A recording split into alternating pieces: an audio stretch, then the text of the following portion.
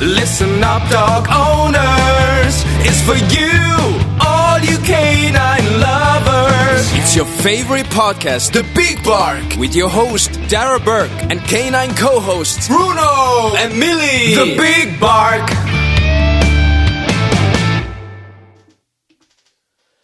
Hello and a big welcome to The Big Bark, Ireland's favourite canine podcast. I'm your host, Darragh Burke, and I'm joined as always by my two canine co-hosts, Bruno and Milly. So, we had a pretty good episode last week. We had Debbie Luckin of Kids Around Dogs joining us with some very good tips and helpful advice there. So, a big thanks to Debbie for coming on the show last week and giving us all the advice on how to actually help your dogs and kids get along together.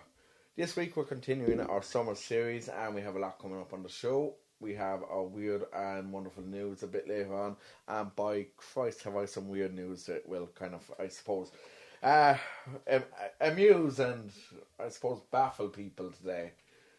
We'll be chatting a little bit of wellness with your woofer, and we're going to be putting our co-host on the spot a bit today with some doggy trivia. I forgot to mention that to him before the show started there. And we'll have our dog-friendly business of the week, and we're going to be chatting all about Darragh that is happening this weekend. So first, let's welcome today's co-host. And we'd like to have this guy back again after having him on a few weeks ago to tell us all about Darragh, Peter Smyth of Causey Farm. Peter, welcome to the Big Bark. Delighted to be back, Darragh. Thanks for asking me on again. Not a problem at all. I kind of forgot to mention to you before the show, I'm going to put you on the spot a bit later on. I have a little bit of dog trivia, just to see, with Darragh coming up, how well do you know your dogs? Oh, God. So, okay. Preparations going good for Darragh? Preparations are going really good. And it's been a very hectic week here at Causey Farm, assembling all of our different areas where Darragh is going to take place. It's going to be an unbelievable day out. I'm really, really excited for it. And the forecast is looking really promising as well for the weekend, so that's good. Yeah, no, the festival gods are definitely working in our favour, Darragh. Absolutely, and look, hopefully the weather definitely stays good. So first of all, we're going to just dive in, I suppose, to the weird and the wonderful news. We'll chat about Darragh a bit later on then.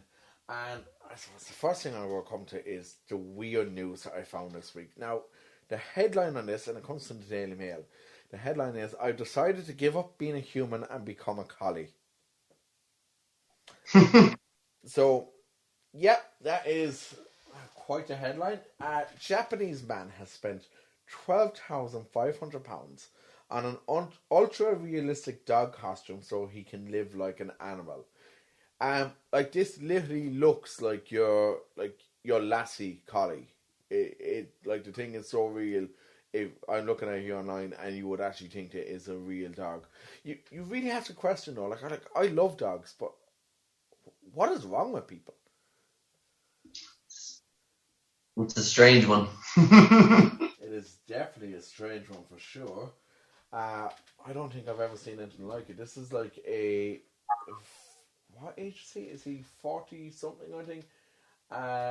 He goes by the name of Toko-san, and he commissioned an agency to spend 40 days making a bespoke collie outfit.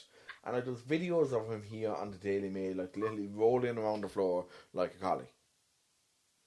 It's look, I know I love finding the bizarre news that's out there, but I suppose it takes a dog biscuit, really. It really does. Okay, so that's the weird news for this week, and I suppose this is kind of cool to think of. The world's tallest dog has been announced by the Guinness Book of Records. When he stands on his hind legs, is 7 feet tall. Wow, that's big. Yeah, so he is... Zeus is his name. Great name, because I suppose a god nearly of dogs. He is a 2-year-old Great Dane. I know Great Danes are tall anyway, but I'm fairly sure if I stood beside this dog, even without him standing on his hind legs, he'd be taller than me.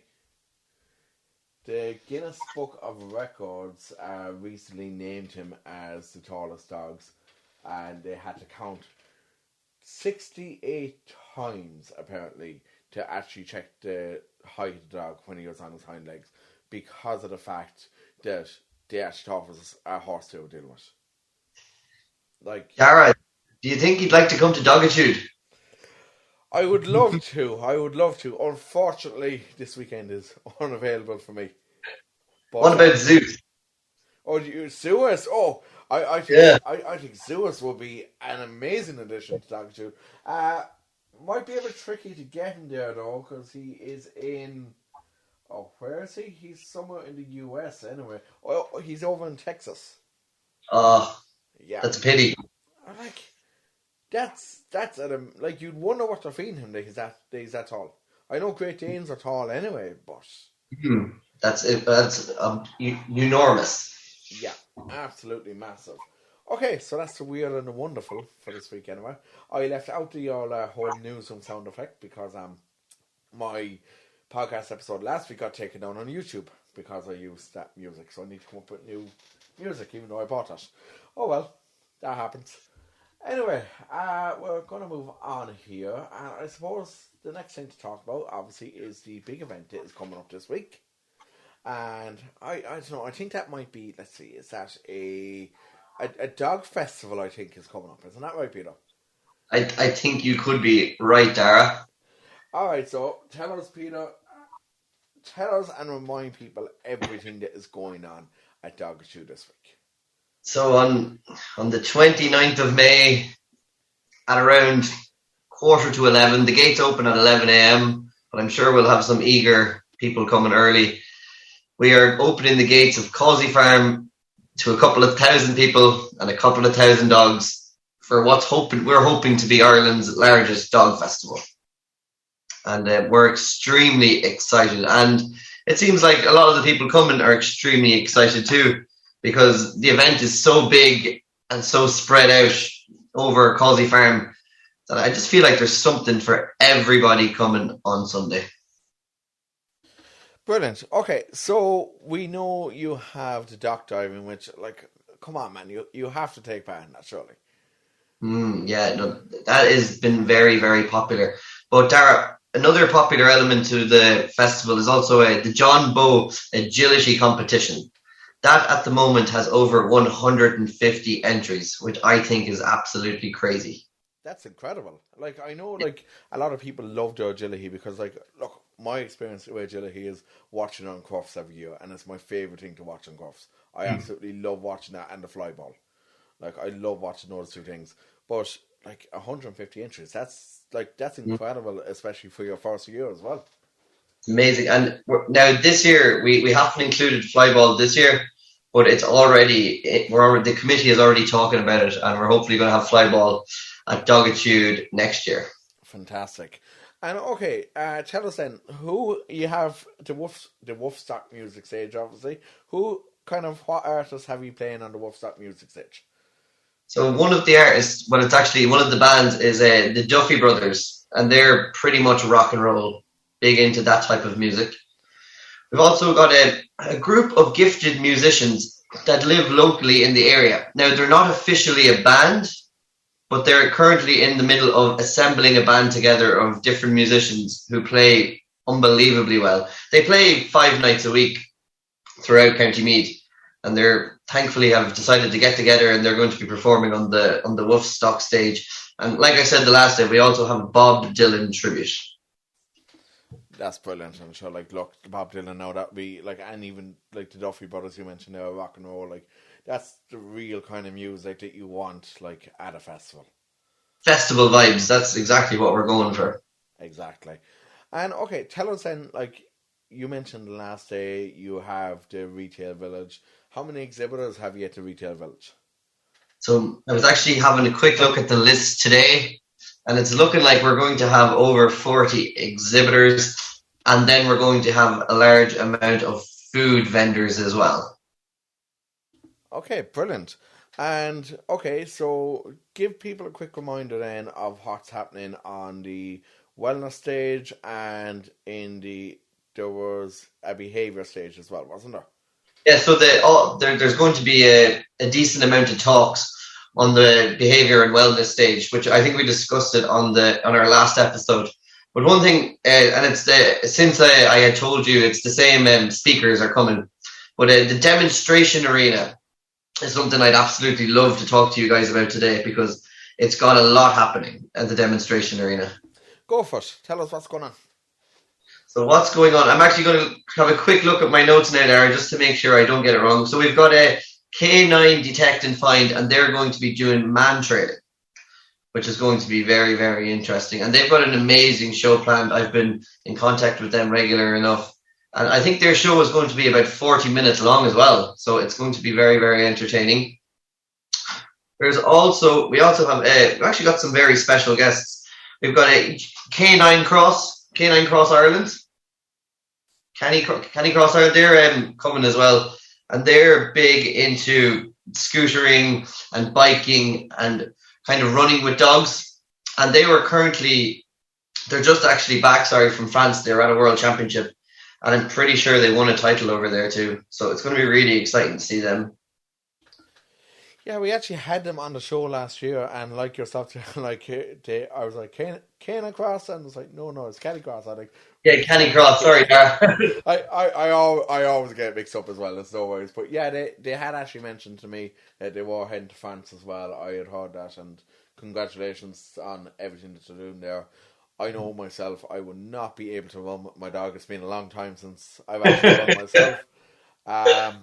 I used to do, my last dog, I used to do a lot of running with my last dog, until she one day just decided to run in front of me just for the crack, and just send me going flying. So that was kind of the end of our running together, really. So And Darragh, there's also teaching children to train their dogs with Dr. her name is Deirdre Ryan, and she's got an unbelievable show planned. She's got 2 daughters. And between the 3 of them, they've got an amazing show. And anybody coming to Doggitude with children, I really encourage to go and see them at the demonstration arena, because it's going to be an amazing show. And for anyone looking to teach their kids to train their dogs, she is definitely the lady you want to be listening to. And we talked about that last week with Debbie looking from the UK there a lot. Yes. Because it is very important to actually teach your dogs, or teach your kids and your dogs to get along together, because and especially teach your kids to respect the dogs space, respect their own private space. For sure, no, and that's all going to be covered there. And one thing I'm really excited about, and I suppose it was kind of my idea, but I have a slight obsession with Bernese Mountain Dogs. I can join that club. I have a slight obsession, and I've met a lot of them since starting my role as on the committee of Doggitude. I've been coming across a lot of them. So I just said to the committee, I was like, look, I'd love to do a breed meetup for the Bernese Mountain Dogs, and we are hoping to do that now on Sunday. The venue of it in the festival is to be confirmed, and the time, but I will be keeping people posted on social media. Fantastic. And your social media has grown so much since you first announced that Doggitude was coming. Did you ever expect that things would grow this much? I really didn't, and if I'm honest, I definitely have you to thank as well. We were doing podcasts, it was only 2 weeks ago or 3 weeks ago, and Doggitude wasn't near the event what it was when I first came on here.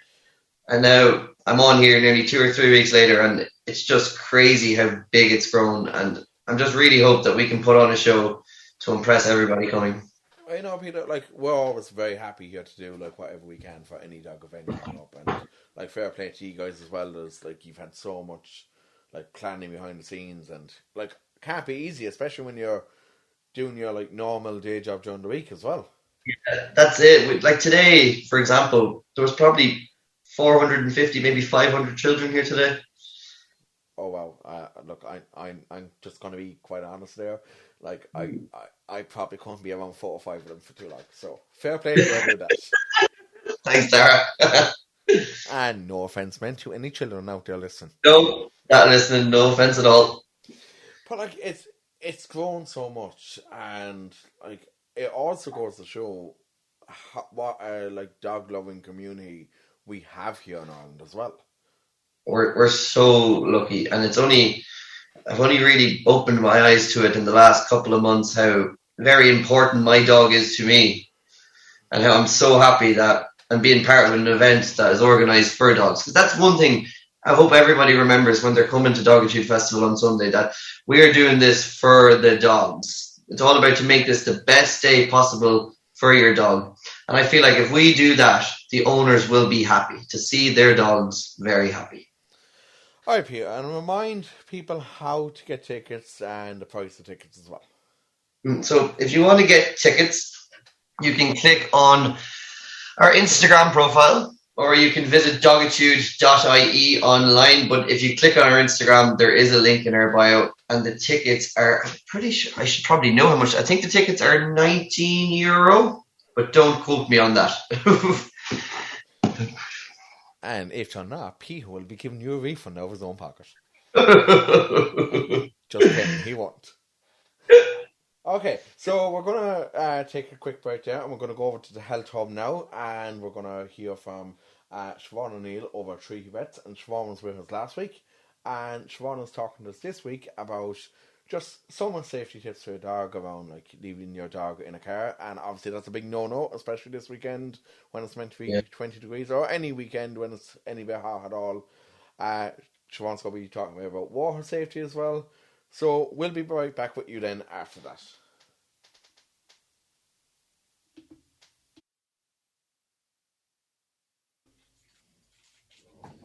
And we're back with the Health Hub this week again, and once again we're heading on over to Trusty Vets now, where we're chatting to Dr. Siobhan O Neill. Siobhan, thanks for joining us again this week. No bother, Darragh. Thanks for having me back.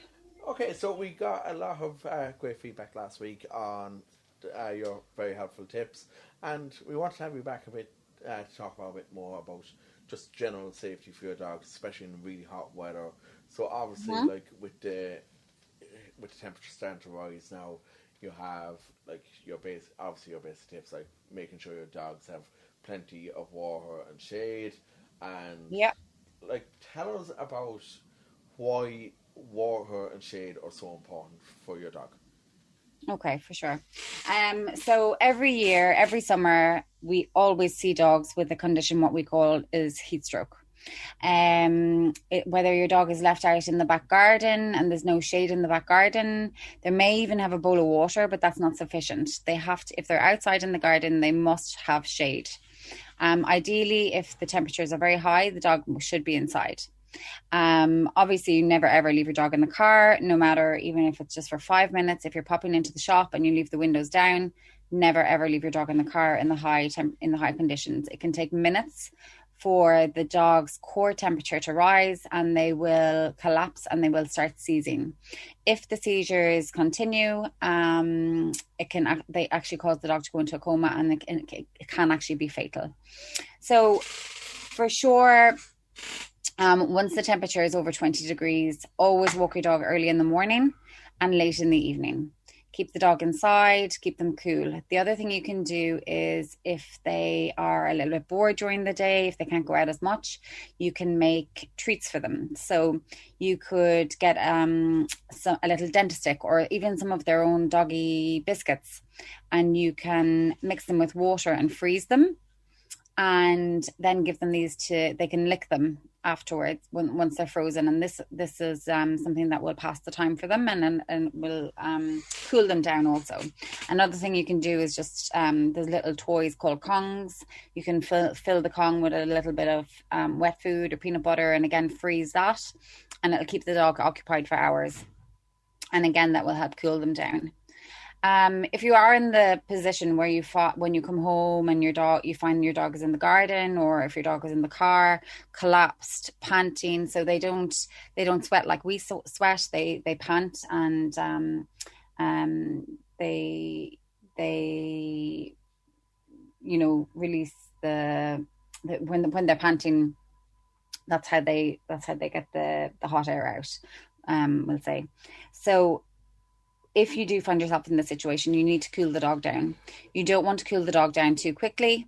What we recommend is cold compresses. So if you wet a towel, soak a towel, put the towels under the armpits and under the thighs and on top of the head. You can hose the dog down, but not with freezing cold water, not even lukewarm water, just with cold to lukewarm water. You don't want to drop the temperature too much because that can cause other problems. You need to reduce the temperature gradually. This is very, very important. But yeah, the main thing is to walk the dog. If you're walking your dog, it must be early in the morning and late in the evening. A tip to do as well, if in the summer when it does get very hot, if you can't put your foot on the ground, on your barefoot on the ground, then your dog should not be walking with his barefoot on the ground, because same with their cat. It will take off the layers of skin on their pads, even though the skin is very thick on the pads. And it can cause awful dermatitis, it can cause inflammations, and it can be very hard to cure, and it's a very painful condition for them also. Okay, and Siobhan, we actually got a question in there recently, and it's one I'm going to put to you now.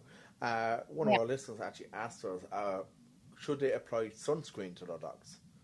Yes, absolutely. So especially white dogs.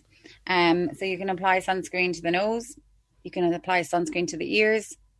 Not necessarily if it's over the hair, but if they don't have too much hair on the tail, you can apply sunscreen to the tail. But especially in cats as well, and white cats, they're very prone to skin cancer, and this also goes for white dogs. So applying sunscreen to the ears every single day, and also to the nose, and these are the most common areas where we would see skin cancers. If the skin cancer is quite severe, we actually have to remove the whole ear, and sometimes we have to remove the nose also, just the surface of the nose, and that would be a life-saving surgery. And also that would be in the case if the cancer had not spread. Okay, that's very helpful. Thanks so much for that, Siobhan. And one final question for you as well. We have a lot of users who like to take their dogs swimming, so like to the likes of local rivers, local lakes. What are the things to watch out for with regards to water safety? Okay, it's no problem if the dog is used to water and the dog is used to swimming. That's great. If your dog is terrified of water and has never been in the water before, and you decide just to throw the dog in, that's a big no. The dog will get very, very stressed. The dog will ingest lots of water, and that can cause a lung condition, and it can actually cause the dog to suffocate. Another thing is throwing sticks and throwing balls in the water. If the dog, like we'll say a Labrador for instance, or a Springer Spaniel, they love to run and jump in the water and fly after a ball. They can actually, once they're trying to catch the ball within their mouths, they're actually they're gulping in water and they're inhaling water. The water may not go down into the stomach, it could go into the windpipe, and then it can go into the lungs as well. So we don't advise you to throw the ball or throw sticks in the water. Also, I would never advise to throw sticks either, because we see a lot of stick injuries where the sticks can get stuck at the back of the throat, they can get stuck at the roof of the mouth, and they can cause awful injuries to the mouth and the back of the throat. Another thing I would say is that if you're taking your dog to a lake, just to make sure there's no algae in the lake, because a lot of the green algae is poisonous to dogs, and we see a lot of toxicities, so vomiting, diarrhea after ingestion of this. Because if they're swimming around, their mouths are open, they're panting, it's warm weather, they're going to be ingesting some water for sure. And then all this green algae is going into the stomach. A few hours later, it's going to irritate the stomach mucosa, or the lining of the stomach, and you're going to see some vomiting, and then you're going to see some diarrhea as well. And this can last for many days, and it can make them feel really, really sick. And sometimes they would actually have to be hospitalised for this. Okay, Siobhan, thanks ever so much for that. Again, we'll leave it there, and thanks so much for joining us on the Health Hub on the Big Bark this week. Dr. Siobhan O Neill from Treaty Vets here in Limerick on the Health Hub. Thanks, and thanks again for joining us.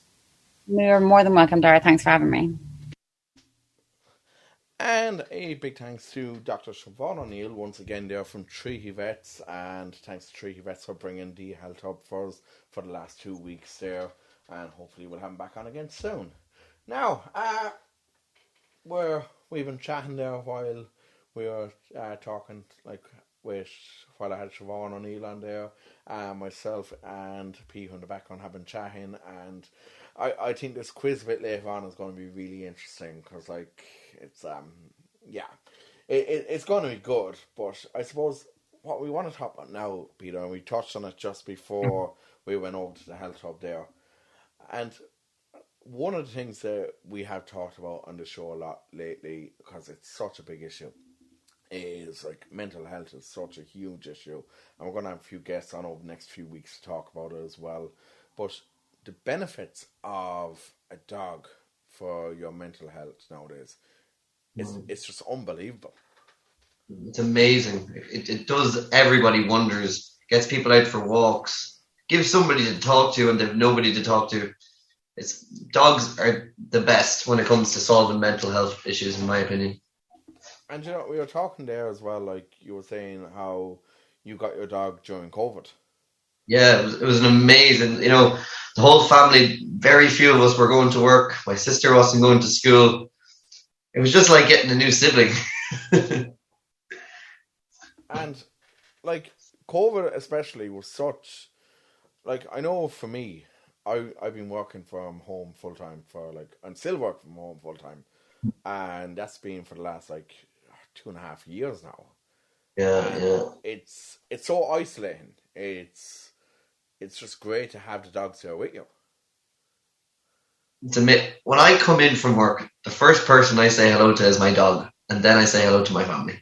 And you know, I love how you actually put that there. The first person you say hello to is your dog, because like it's almost like they are people. Oh, they are. They're more than people. She's just so intelligent, and the reaction you receive when I come home from work and my dog sees me, it's just unbelievable. It's something every owner looks for with their dog. Exactly, and like even for me, like Bruno and Milly, they go crazy when I come in the door. And like my own father is in his 70s, and he's had a lot of health issues over the last couple of years. But for him, even he's been getting out and about with the dogs in the last 2 years, kind of like since lockdown, since that whole crappy 2K rule went away. He's been out and taking them down to the university here. And the amount of other men, like his own age, that he's actually met and become like very friendly with, and like he'd go on walks with them now when he's down UL. It's just, it's incredible. They all have similar interests now, and dogs, that's our similar interest. Absolutely, yeah. And like, look, I think as well, I saw it there a few weeks ago down here in Limerick. You know Uber? Yes. Yeah, so Uber's main European headquarters is down here in Limerick, and they had a Bring Your Dog to Work day. Mm-hmm. And ever since then, I've been on to my own employer, and like, come on, let's bring our dogs in, please. But like, just the benefits that you see it with companies like Google and Facebook and all over the US, and the benefits that dogs have, that like when you bring them into the workplace like that, it's unbelievable for the productivity as well. I don't know how, because if there was a dog there next to me, I'd be like, wait, what's work? I won't be able to focus on work because like there'll be a dog there. No, but it's great. I'm very lucky in where I work. I can bring out my dog as much as I want. We've got hundreds of acres to bring my dog around. I'm never short of a place to go on a walk. It's just I'm very fortunate down here in Meath. We don't have Uber down here though. That's all I'll say. Yeah. But like, at least you can bring your dog to work with you.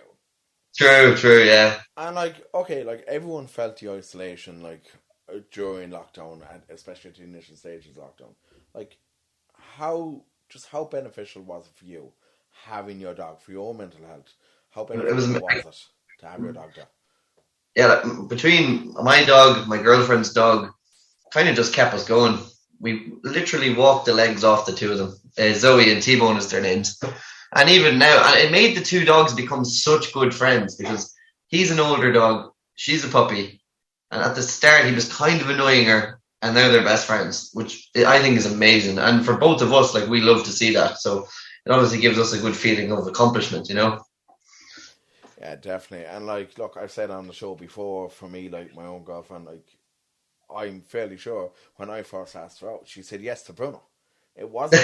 It wasn't to me that she said yes, and like, do you know, I think to this day she has actually always agreed with that, and like that was 6 years ago. Yeah, I think I did a similar strategy now, Darragh.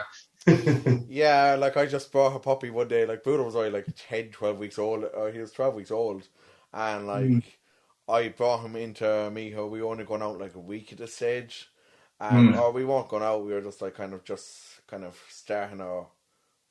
I don't know what you call the initial phase of a relationship, really. Like, but You were on the shift. we'll go with that. We'll go with that. Yeah. To any young kids listening, by the way, please ask your parents what that is. I'm not educated. So yeah, we were just like started, like we had gone on a couple of dates, and like I brought Bruno in to meet her. We'd only had Bruno like a week or two at this stage, and I can't remember what he did. We were inside in like I think we were either in the park or the pub, probably the pub, and like I remember he did something like bold or something, and we're like, look, you know the way puppies are. And I just gave him this tiny little tap on the nose, and he went crawling into her lap. He hit me. Exactly, and that's what he does to this day. But like the bonds that Bruno and Milly have, like I suppose, forged for me and Jen over the years, it's just they really bring people closer together. Yeah, no person could do what a dog does. No, in my opinion. Absolutely not. Absolutely not. So, for you, I suppose it's the dog that brought yourself and your girlfriend together too? Yeah, I suppose it was actually her dog, and then I got my dog, so it was her dog that did it. Oh, brilliant. Okay. So, she kind of like had her little big dog. She did indeed. I would say, come on, we go for a walk. Well, look, thanks so much, Peter, for talking about that, because, like, look, I know mental health and mental wellness is such it's a very difficult issue as well for a lot of people to talk about. Yeah, oh, for sure. And it's good that we're discussing it, and hopefully people can get a good giggle out of our little story. And I hope people get a good giggle out of what's coming next, which is our little trivia quiz. So, this is a little game. I have not come up with a name for this yet, and I must. But we're going to test Peter's knowledge, given it dogitude, and like it being a dog festival, we're going to test his knowledge and see how much he actually knows about dogs. So, sorry, Dogitude Committee, for getting all these questions wrong. I am going to put in like a little bit of like betting music under this later on, like Who Wants to Be a Millionaire kind of crap or something, like £1 million. Good idea. So I'll do that a bit later on. And actually, if anyone's listened to this, it's probably already done. Okay. So question 1, Peter. What is a dog's most developed sense? Oh, that has to be their nose. Well, I know that one now. Good stuff, that's correct. Now, the next one. Which breed of dog is known for having a black tongue? Oh my goodness. Now I'm going to be completely honest and admit that I do not know the answer to this one. And I apologize. Can you tell me, Darragh? Are you going to take a guess? I'm going to say something like a dog that I haven't seen recently, and I don't know if they have a brown tongue or not, or a black tongue or not, shall I say. Let's say a Great Dane. No, but the correct answer is a Chow Chow. A Chow Chow. A Chow Chow. Now, I need to look up and see where a Chow Chow is, because I wouldn't know one if I was standing in front of me. No, and neither would I. There are those furry little doggies that have that weird, like, kind of, I don't know how you describe it, like a Mufasa or Simba type face. Well, I might see a few at Dogitude now at the weekend, so I will send you a picture if I do. Good stuff. Good. Okay, let's move on to question 3. How many teeth do adult dogs normally have? Now, if I'm completely honest, I was actually looking something up like this last week, and what Google gave me the answer of 42. And that's correct. That is the. Oh, thank goodness. That's the. I suppose, like, obviously dogs lose teeth over time as well, probably, but like that is the amount of teeth they're meant to have. Yeah, that's good. Now, I knew that one. So that is so far 2 out of 3. Okay, so you have to know this one. You really have to know this. Our good friend up in the Oris, the president who loves dogs, Michael D. Higgins, he is known for his love of which breed of dog? Now, Darragh, if I got this one wrong, I would be sacked from Dogitude and Causey Farm. Michael D. Higgins is a big lover of Bernese Mountain Dogs. And we are having a Bernese Mountain Dogs meet at Dogitude. And if anybody wants to invite Michael D. Higgins, feel free. Michael D., if you hear that, or sorry, Mr. President, I should probably call it. If you hear that, you are invited to Dogitude, and Peter is going to cover the price of your ticket. Yeah. And the price of your food and your drink and everything else. No promises. No promises. Okay, so let's move on to the next one. Right, approximately, this is a multiple choice. Approximately, how many domestic breeds of dogs are there? A, 200, B, 450, C, 800, or D, 1000? Now, me, when I'm asked a question like that, I always go for the middle. But I think it's less than 800, so I'm going to go with 450. 450 is correct. I was going to give you a choice of 50-50 there, but like, sure. Look, you got it first go anyway.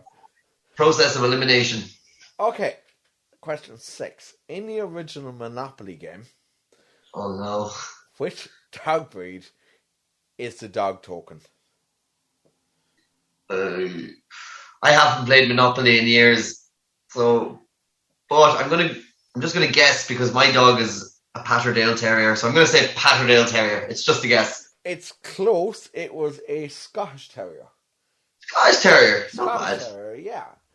Okay. My dog kind of looks like a Scottish Terrier, so Very, very similar breeds, I think.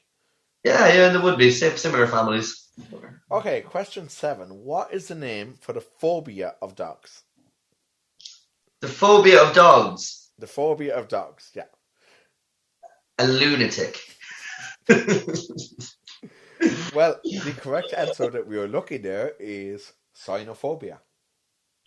Oh goodness, Darragh, I could be here for a week and I would have never got that right. Yeah, I'll be honest with you, before I did up these questions, I didn't really have much of an idea of the phobia. Now, I do know people who actually have genuine phobias of dogs because they were, like, pinned against the wall when they were a child.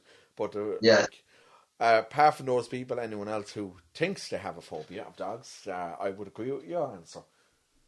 Apologies, you're not all lunatics, by the way. Yes, we do not mean any offence. I'm going to be banned off Spotify for this. So what was the breed of famous cartoon dog Scooby-Doo? Now, Darragh, that was a Great Dane. He had to be the size of him. That was a Great Dane indeed. Okay, so that's question 8. Let me see. How many have we missed so far? 1, 2. You missed 3. So you have 5 out of 8 so far. I'll take it. 2 more questions to go. A breed of dog was named after its original purpose of chasing badgers out of holes. What is it called? I always pronounce it wrong, but I do know the name of this. Is it a dachshund? It is a dachshund, correct. Yes. I was Googling last week. I've been seeing a lot of these. And the final question. So that is so far, 6 out of 9. So the final question, hopefully you get this. It's an easy enough one to finish. What is another name for the breed Alsatian? German Shepherd. Well, Peter, you did not do too bad there at all now. You got 7 out of 10. No, we'll take it, Darragh. We'll take it. And I think we have, let me see. Hold on, I have an applause thing here. I'm going to add that in. Okay. There we go.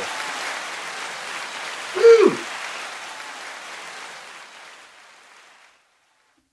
I need to remember to actually switch it off, otherwise it doesn't actually go off. Oh no. Yeah, that would be awkward.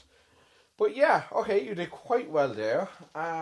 Let's see, what else have we here? That's the last of the quiz. So, okay, so what have we got now? We have to announce our dog-friendly business of the week. And that this week is Surge Coffee in Clontarf, which I believe is in Dublin. Am I right? Clontarf, is that Dublin? Yeah, Clontarf's in Dublin, yeah. Good stuff. So yeah, that's actually thanks to Dog Friendly Ireland that sent us over. We're getting them in kind of to give us a bit of advice on dog friendly venues across Ireland, because I don't know anything really outside of Limerick. And so Surge Coffee, they welcome dogs, I believe, indoors, and they have lots of pictures over on their Instagram page of doggies, and I believe they do puppuccinos for dogs as well. You can't beat a good puppuccino, although I prefer a pint, to be honest. Me too. And you can catch them on Instagram, and their handle is Surge Coffee Clontarf, all one word. So that's pretty much the show nearly done for today. Peter, I really hope you have a great weekend, or a great Sunday for Darragh. Thanks, Darragh. Look, the weather is looking good. I'm going to have the barbecue out here, and hopefully this time next year I'll be able to join you up there. I'll be able to actually get up to the show next year. Yeah, that would be unreal. Would definitely love it. And okay, so coming up in the next few weeks, we are actually approaching a very big milestone on the show here in 3 weeks' time. We are approaching our 50th episode. So I still can't believe all this started on a crappy little phone about over 2 years ago, and we're now approaching episode 50. So that's a big one for us, and we'll have a big competition coming. I hope next week. I'll have the details for that, and I'll be announcing that over on Instagram as well. That's all we have time for today. Be sure to check us out on Instagram, on Facebook. I don't really use Facebook. I find it completely crap. Not sorry, Facebook. But check us out on Instagram, Facebook. We're at the Big Bar Podcast there. Be sure to follow the podcast, and you can actually rate the podcast now. Remember to give us reviews on Spotify, give us another 5-star rating there, or give us a review on Apple Podcasts as well.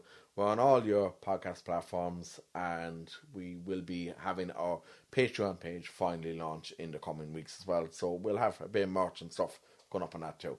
Look, that's all we have time for. And Peter, thanks again for joining us. Pleasure having you on, and hopefully we'll hear all about Darragh in a couple of weeks from now.